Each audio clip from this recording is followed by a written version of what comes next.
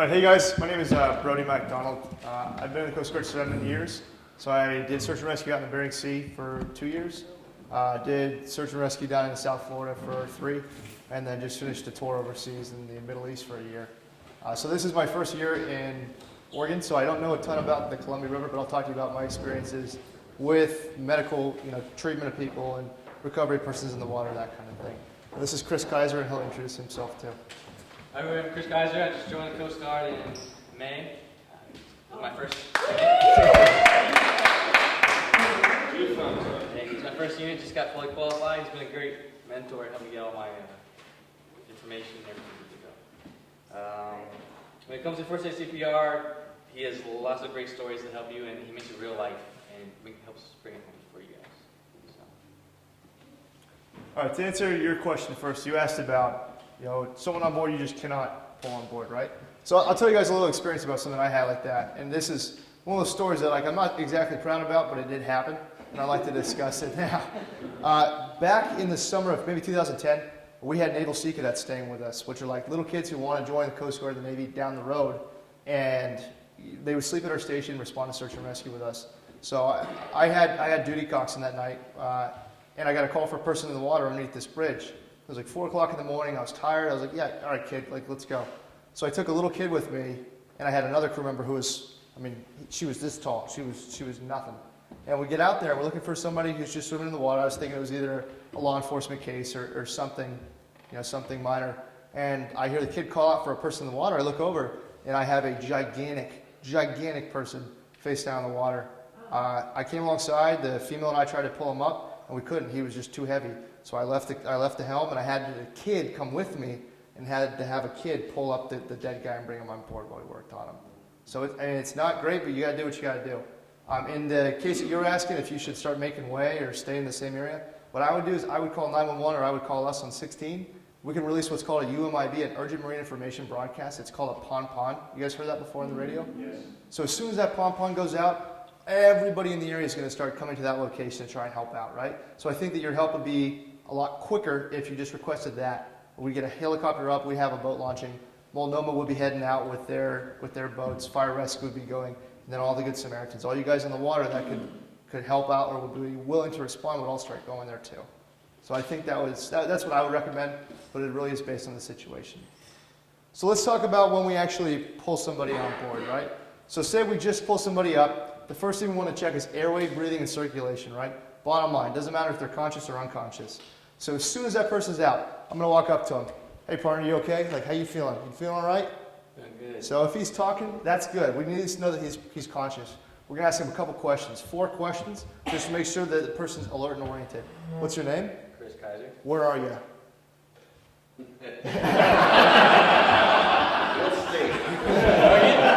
All right. What's today? 5th. Okay, and what's the date? Friday. Sure. Okay. Date, but that's fine. So 4 questions, 4 simple questions that you think a normal person would be able to answer reasonably well. If they're not, and no offense, if they're not giving you the right information that you think that they should be aware of and be knowledgeable about, start diving deeper into that assessment. Okay. So if they are, say they are up and they're conscious and they're A&O times 4, alert and oriented, all 4 questions. We're just going to want to keep them warm now, right? If we're treating for hypothermia, we're going to lay them down. We're going to try and strip off some of that wet clothing, put on something dry or something warm. I have these little aluminized blankets I want to pass around and just show you guys these things. These things are $5. I ordered them online, and they're fantastic for hypothermia or just cold people in general, right? So one special thing about treating people with hypothermia and with shock is that we don't want to move them around too much. So you got to think, with hypothermia, you have all this cold blood in your digits, right? If I'm sitting there and I'm wrestling around and pulling you around, all this cold blood is going right into your heart. And it could potentially shock your heart and make you not be able to either have a good heart function or just going to kill you. There's plenty of times where we respond to search and rescue. And as we come alongside and pull up somebody who's been in the water for an hour or so, they'll be alive until you pull them onto the boat and they have a massive heart attack and die on deck. So it's super important not to move them around too much. Also, when we're treating for hypothermia and we're keeping them warm, lay them down, right? But don't elevate the feet either, rather than just the arms, because that does the same thing. It just moves cold blood right into that system. So if they're pretty conscious and they're talking and you know what's kind of going on, give them something warm to drink. Give them a little bit of coffee. Not too much, but just a little bit of warm fluids. If they're alert and they can swallow and they're kind of getting back together with stuff, right? What we can also do is apply heat pads. And these are simple little rapid heats. It's just if there's a granulated area and like a liquid, and you just literally separate them, shake them, and they start to warm up. And what we can do is we can help this and apply this to someone's, arteries. So a couple good spots to warm up. This will start warming up. Be careful. A couple good places to start applying heat. There's your brachial arteries, right? Your femoral, or your femoral or your carotid. So any of your arteries, that kind of thing, that's going to move blood up into your system a lot faster. So that's what I would absolutely recommend. And then besides that, just start moving them to higher levels of care. If they're still not recovering and they're still not waking back up, then there's something wrong. They need to go see, the paramedics need to go to the hospital too.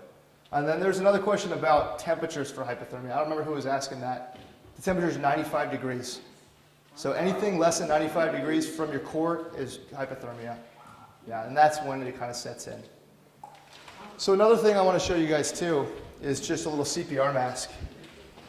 And I'm sure most of you guys have seen these things, but I would absolutely recommend getting one of these for your first aid kits on board. It's something that's incredibly simple. We're a lot less hesitant to work on somebody if we actually have a good barrier, where we're not concerned that we're going to get blood or vomit in our mouths or anything like that. And this can absolutely save someone's life. So another thing we're talking about too with having gear on board, right? We talked about strobe lights. Have you guys seen how bright those things are at night and how effective they are?